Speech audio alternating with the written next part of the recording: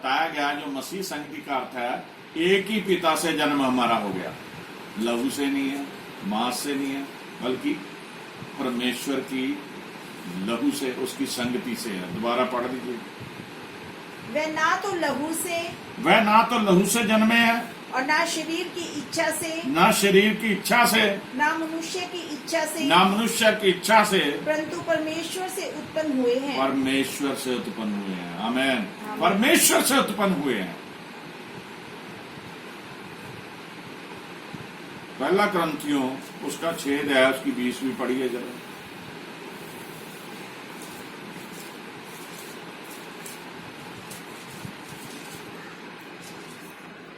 क्योंकि दाम देकर मोल लिए गए हो। हाँ, हमें मसीह संगति के लिए जब हम इकट्ठे होते हैं तो हमें याद होना चाहिए, हमें दाम देके, जैसे कोई चीज हम बाजार में जाते हैं, पैसे देके उसे हम मोल ले लेते हैं। हम सभी को जो मसीही विश्वासी हैं, जो मसीह में विश्वासी हैं, उन्हें दाम देके मोल लिया है। किसने लिया है? पढ़े सुनिए।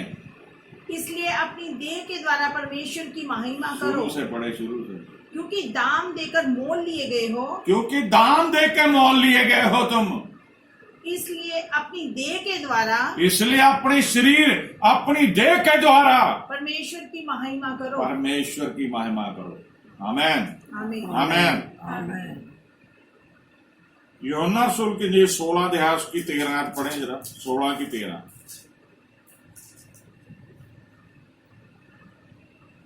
जागते रहो, विश्वास में स्थिर रहो। जागते रहो, विश्वास में स्थिर रहो। उठाई करो, बलवंत रहो हो। यूहन्ना 16 की 13। हाँ जी। परंतु जब वह अर्थात सत्य का आत्मा आएगा, तब तुम्हें संपूर्ण सत्य का मार्ग बताएगा। संपूर्ण सत्य का मार्ग बताएगा। वह अपनी ओर से नहीं कहेगा, अपनी ओर से नहीं कहेगा, परंतु जो कुछ वह सुनेगा वही कहेगा, जो कुछ वह सुनेगा वही कहेगा, और आने वाली बातें तुम्हें बताएगा। आने वाली बातें तुम्हें बताएगा। सिखाएगा कौन हमें? होली स्पिरिट, पवित्र आत्मा। जब हम संगति में हैं, मसीह संगति में हैं, तो हम आगे बढ़ते हैं। हमारा जो जीवन है, परमेश्वर को हमने अर्पित किया, हम सृष्टिकर्ता के चरणों में बैठते हैं, द्वाबंदगी में बढ़ते हैं और परमेश्वर से मांगते हैं। पवित्र आत्मा हमें सिखाता है, वो सत्य का आत्मा जो परमेश्वर ने हमें देने का वायदा किया था। यीशु मसीह ने जब इस जगत से गए, अपने चेलों को कहा, सारी दुनिया से कहा कि मैं तुम्हें अनाथ नहीं छोड़ूंगा, तुम्हें एक ऐसा सहायक दूंगा जो पवित्र आत्मा है। पवित्र आत्मा हमारे सहायक के तौर पे हमारे लिए कार्य करता है, और पवित्र आत्मा के जरिए हम आगे सीखते हैं, सब कुछ हमें सिखाया जाता है।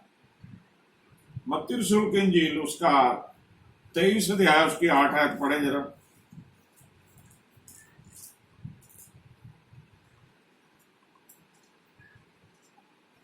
परंतु तुम रब्बी ना कहलाना, क्योंकि तुम्हारा एक ही गुरु है, तुम्हारा एक ही गुरु है, और तुम सब भाई हो।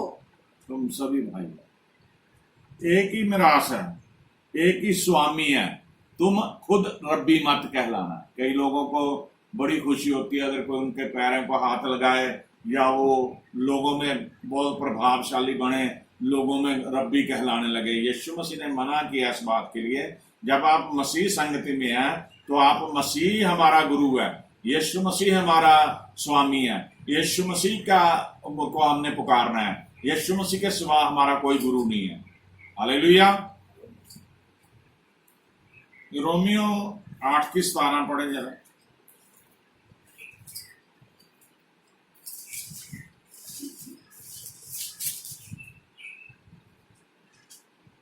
और यदि संतान है तो वारिस भी। अगर हम परमेश्वर के संतान हैं तो उसके वारिस भी है। जैसे दुनियावी तौर पे माँ बाप की जो जमीन जायदाद, पैसा, जो भी रुपया कुछ भी है, वो सब कुछ संतान का होता है, उसके वारसों का होता है। इसी तरह अगर हम परमेश्वर की संतान है, पवित्र आत्मा के जरिए चुने गए हम, तो परमेश्वर के वारिस भी हैं। वरन परमेश्वर के वारिस और मसीह के संगी वारिस हैं। वरन परमेश्वर के वारिस, मसीह के संगी वारिस भी हैं। आमीन। कि जब हम उसके साथ दुख उठाएं तो उसके साथ महिमा भी पाएं। अगर हम उसके साथ दुख उठाएं तो उसके साथ महिमा भी पाएं।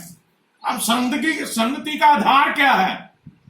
यशायाह नबी के पुस्तक का 8 अध्याय 59 उसकी 2 आयत पढ़ें। यशायाह 59 उसकी 2।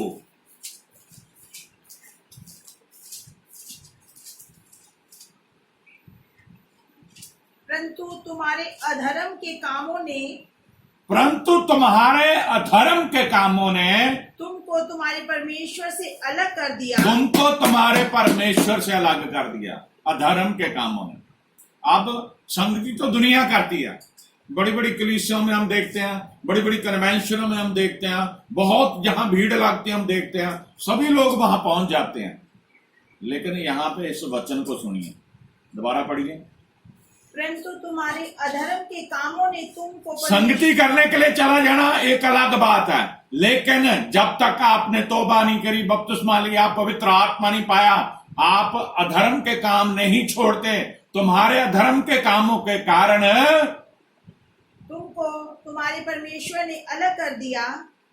तुम्हारे परमेश्वर ने अलग कर दिया और तुम्हारे पापों के कारण उसका मुंह तुमसे ऐसा फिरा है कि तुम्हारे पापों के कारण उसका मुंह तुमसे ऐसा ही फिरा है कि वह नहीं सुनता। वह तुम्हारी सुनता ही नहीं है। आमीन। यहाँ पे यशायाह नबी बोलता है कि जब आप अधर्म के काम करोगे तो आपकी दुआ सुनी नहीं जाएगी। अगर आप पाप में जीवन जियोगे आपको कोई भी आशीष प्राप्त नहीं होगी। क्लियर यहाँ पे उस वचन के अनुसार क्या, तुम्हारे धर्म के कामों ने तुमको तुम्हारे परमेश्वर से अलग कर दिया। उसने अलग कर दिया। जैसे संगति ने हमें परमेश्वर के साथ जोड़ दिया, इसी तरह पाप ने हमें उससे जुदा कर दिया। अगर हम बहुत सारे लोगों को देखते हैं, तौबा भी कर लेते हैं, बपतिस्मा भी ले लेते हैं, पवित्र आत्मा के बारे में बोलते हैं कि मैंने पा लिया, लेकिन वो फिर से बैकस्लाइड हो जाते हैं, फिर से वो पाप भरा जीवन जीते हैं, फिर से वो बुराई के रास्ते पे चल पड़ते हैं, फिर से वो शैतान के बहकावे में आ जाते हैं, फिर से वो प्रभु को छोड़ के गलत रास्ते को अख्तियार कर लेते हैं। तो परमेश्वर का जो उसका मुख है उनसे दूर हो जाता है, वो उन्हें छोड़ देता परमेश्वर। बाइबल में हम पढ़ते हैं शाऊल के बारे में। शाऊल ने परमेश्वर की इच्छा की बजाय अपनी समझ से कार्य लिया और परमेश्वर की आत्मा उसके ऊपर से उठ गई। परमेश्वर ने उसके काम को अधर्मी काम गिना, अधर्म में गिना, और परमेश्वर का आत्मा उससे जुदा हो गया। और दाऊद को परमेश्वर ने चुन लिया था और दाऊद को परमेश्वर ने आगे कर लिया, उसको आशीष किया, उसे अभिषेक किया, उसे आगे बढ़ाया। मेरे जी बहन भाइयों, जब दुनियावी इस युग में हम रह रहे हैं, हमारा ध्यान पैसा कमाने की तरफ, हमारा ध्यान अपने बच्चों की तरफ, हमारा ध्यान अपने घरों की तरफ, हमारा ध्यान दुनियावी कामों की तरफ, हम परमेश्वर से दूर हो गए हैं। और जब हम परमेश्वर को अपने जीवन में पहला स्थान नहीं देते तो परमेश्वर भी हमसे अपना मुंह फेर लेता है, परमेश्वर भी हमसे जुदा हो जाता है।